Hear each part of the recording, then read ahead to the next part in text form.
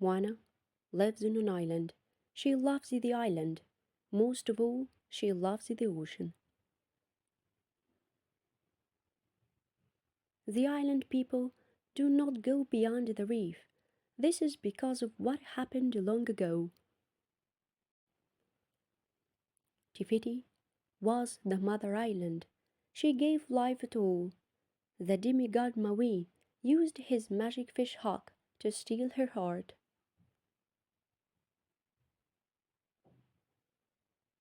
With no heart, Tifiti crumbled. A terrible darkness spread. The lava monster, Tika, struck Maui. Maui lost his fish hook. He lost Tifiti's heart. One day, the ocean gives Moana a shiny gift. It is Tifiti's heart. But Moana drops it. Grandma Tala finds it and keeps it safe. Moana grows up. Her father wants her to lead her people, but she is not allowed to go beyond the reef. Grandma Tala shows Moana a secret cave full of old ships. The island people used to sail beyond the reef. They used to be wayfinders. Grandma Tala gives Moana the heart of Tifiti. She tells Moana to find Maui. He must return the heart to Tifiti. Moana must sail beyond the reef. It is the only way to save her island. Moana teaches herself how to sail. She sails beyond the reef into the open ocean. Moana meets Maui. He has many tattoos that show off his deeds. Maui thinks he is a hero. Moana disagrees. She tells Maui he must return the heart of Tifiti. Maui says no. He has no power without his fish hook. Maui steals Moana's boat. He sails off without her. The ocean brings Moana back to Maui and makes him teach her to sail. They must work together to return Tifiti's heart. First, Maui needs to find his magic fish hook. Moana will help him. Moana and Maui go to the world of monsters. They find a crab monster. He has Maui's fish hook. Moana tracks the monster. She shows him a shiny stone. Maui gets his magic fish hook. His power is back. He and Moana escape. Moana and Maui sail to Tifiti. Tika blocks their way. Maui uses his fish hook to change into a huge hawk. Tika strikes Maui from the sky. Moana and Maui do not give up.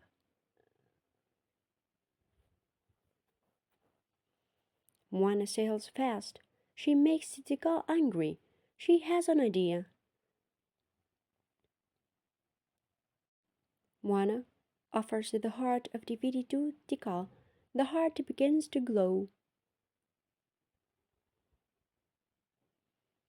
Tika accepts the heart. Tifiti returns. She blooms with plants. Life returns to all the islands.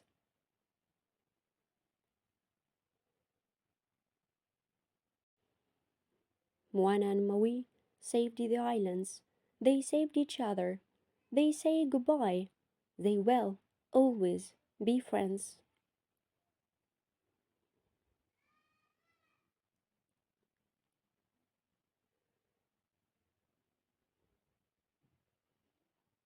Maui changes back into a giant hawk.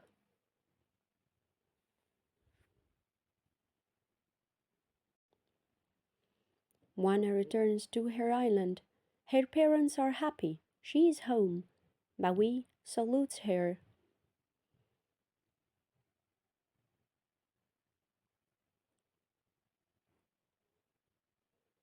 He is Maui, the hero. She is Moana, the great wayfinder. She is Moana, the leader of her people.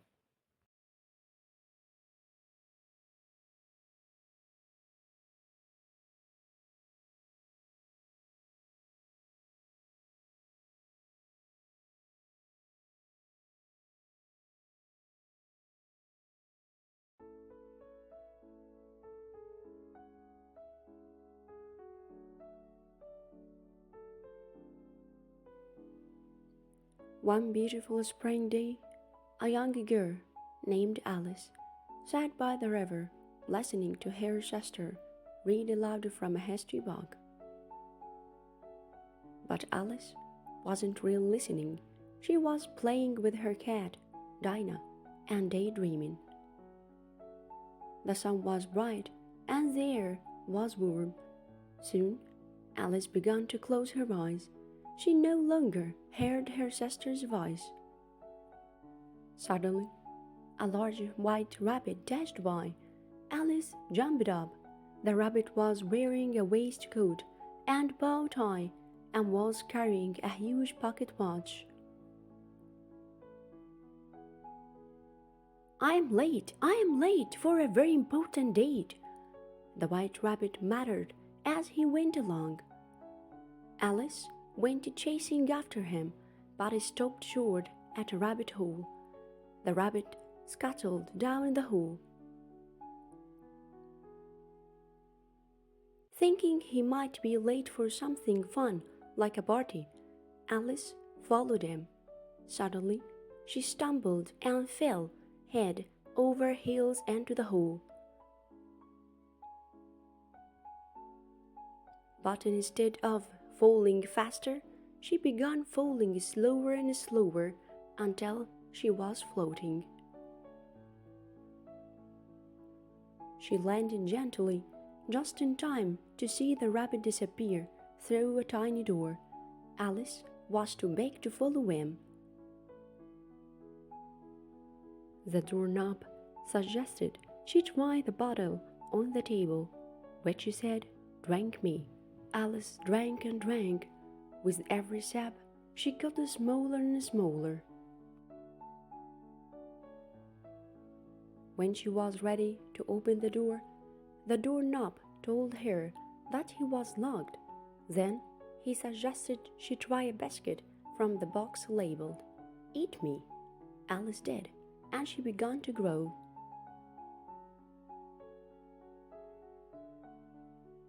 Soon, she was crying giant tears. The doorknob told her to drink again. She grew smaller and smaller until she could float right through the keyhole. On the other side of the keyhole, Alice found she was in the strangest place. There were talking birds and walking fish, and a Cheshire cat who kept appearing and disappearing. Alice kept hoping that one of these creatures could help her find the white rabbit.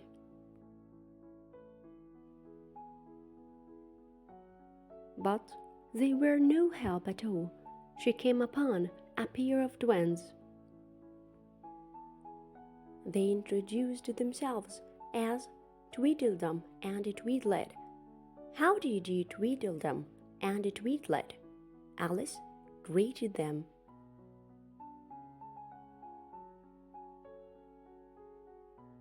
She could not tell them apart at all. When first meeting someone, you should shake hands and state your name, said Tweedledum, grabbing Alice's hand and shaking it firmly.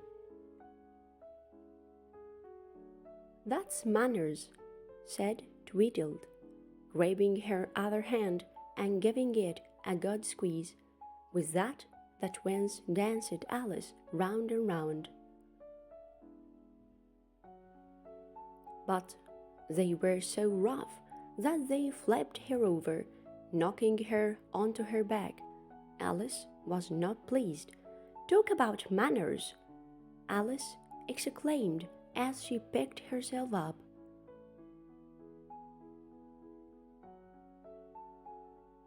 "If you must know, my name is Alice, and I'm following the White Rabbit. I'm very sorry, but I must go." Despite the twins' protests, Alice went on her way. Soon she came to an unusual garden.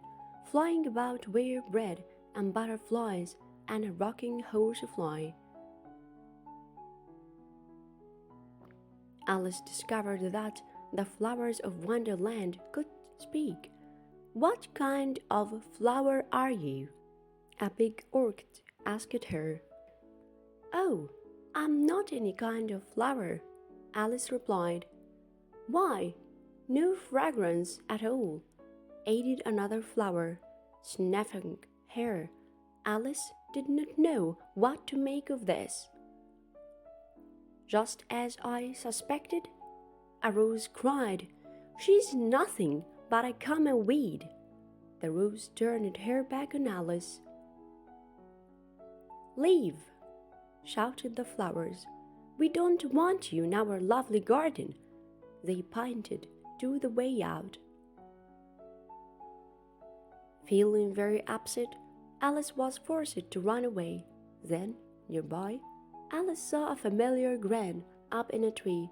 It was the Cheshire Cat. She asked if he'd seen the White Rabbit. "No," replied the cat, "but if I were looking for him, I'd ask the Mad Hatter." And with that, the cat began to disappear.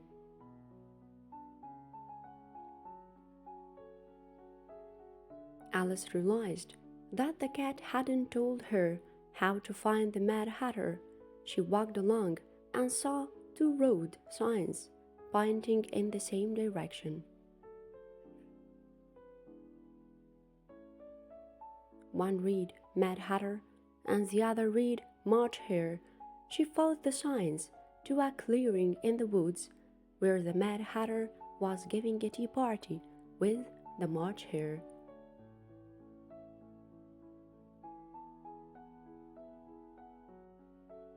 They made Alice feel quite unwelcome. They refused to offer her a cup of tea and had no intention of helping her find the White Rabbit. Alice went on her way and soon ran into the Cheshire Cat again. She explained that she was trying to find her way home, but the cat replied that all ways led to the Queen. He opened the door and Alice stepped through. The White Rabbit hurried into view. He was about to announce the Queen.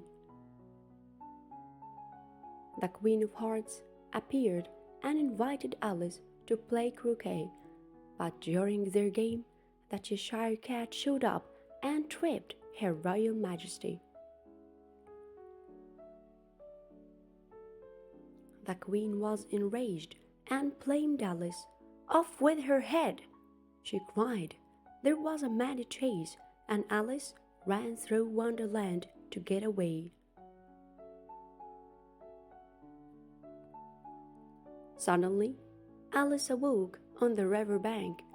"You've been dreaming," her sister said.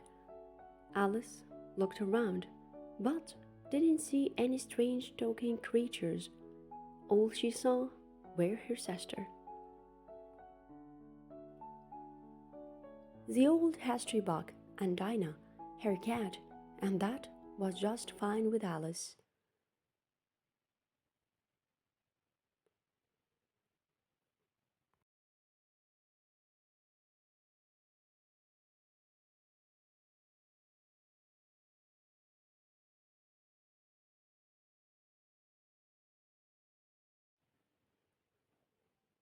Have you ever been alone in your house at night?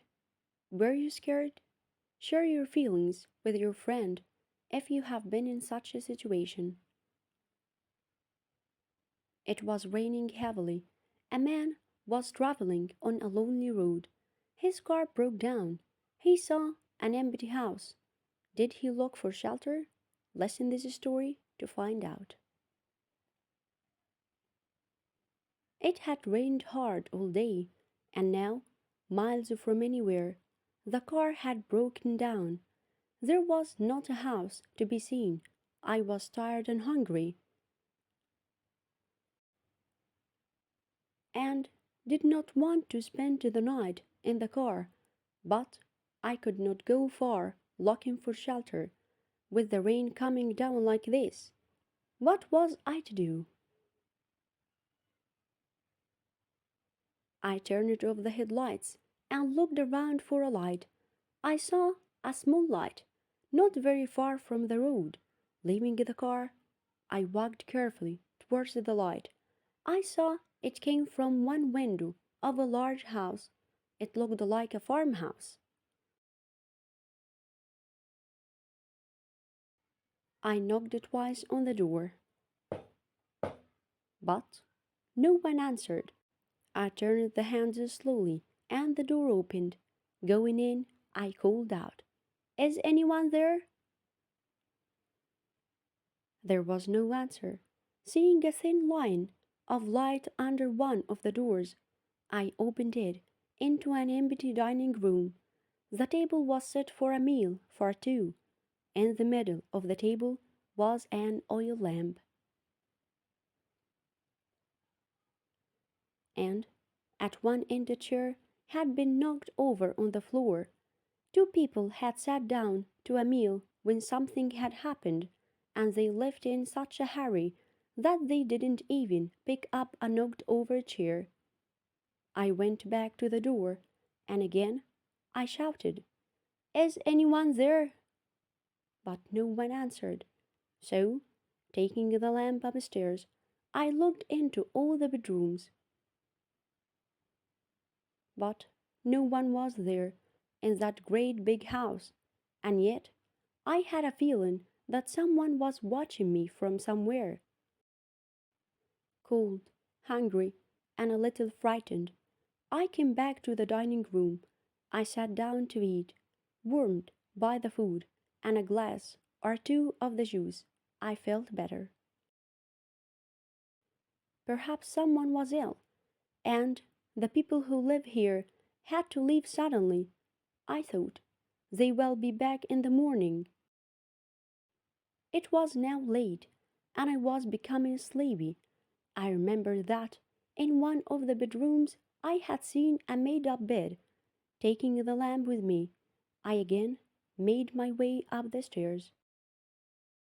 There was still no sound, except for that of my own footsteps, but once more I felt that unseen eyes were watching me. Once I thought I heard someone following me, just beyond the light of the lamp. "Don't be foolish," I told myself firmly. "There are always noises in an empty house at night." And even when I turned the corner and saw something white waving for a moment in front of me, I refused to be frightened. "A curtain blowing in the wind," I said, and walked on. But I was happy when I found the room with the bed and had shut the door firmly behind me. Putting out the lamp, I lay down and was asleep soon. I woke up with an uncomfortable feeling that there was someone or something in the room. I listened for a moment without moving. There was a sound near the window, then silence. I remembered the movements I had heard behind me on the stairs earlier, and the white thing I had seen for a moment at the end of an empty passage. Was that really a curtain blowing in the wind, or was it? At that moment, the sound came again. Someone knocked his foot against a piece of furniture, and a deep voice said, "Oh!" Another voice answered, "Shh! Be quiet, you fool! You will wake him." These voices did not belong to a ghost. I was about to call, "Who's there?" when the first voice went on, He's asleep, anyway. He saw nothing. He will do no harm. After a moment or two, the footsteps moved away, and I heard the door close quietly. As I lay there thinking about what I had heard, a different kind of fear took hold of me. What hadn't I seen? What harm could I do that these men feared? Their voices had sounded rough and hard. What was going on in this strange silent house, which seemed so empty and was not? Whatever it was, I decided that the sooner I got away from the place, that would have been better. Very quietly, I got out of bed, put on my clothes, and went to the door. By this time, daylight was beginning to come in through the windows, and I felt my way towards the top of the stairs. Carefully and quietly, I went down the dark stairs towards the front door. There was a light shining under the door of the dining room. The door was not quite shut, and I could hear voices inside. Holding my breath, I stood close to the door and listened. They were the same voices that I had heard in the bedroom. I tell you, it's not safe, Fred. If you let him go, he might go straight to the police. Why should he, George? He has seen nothing wrong, as far as he knows. It might just be an empty house, with the people gone away on holiday. I tell you, it's not safe. We don't want to have the police looking around. Well, what do you want to do about him? Get rid of him. And he made a sound which frightened me. I decided it was time to go. I ran down the road towards where I had left the car. In a very short time, I had found what was wrong with the car and was on my way towards the nearest town and the police. When I arrived, half an hour later, with 3 policemen, we found the 2 thieves still in the dining room. The handcuffs were on them before they knew what was happening. In a shed at the back of the house, the police found furs and other things which they had stolen during the past month. The police told me that the owners of the house were on holiday. I told you, said George, as he and Fred were put into the waiting police car. I knew it wasn't safe to let him go.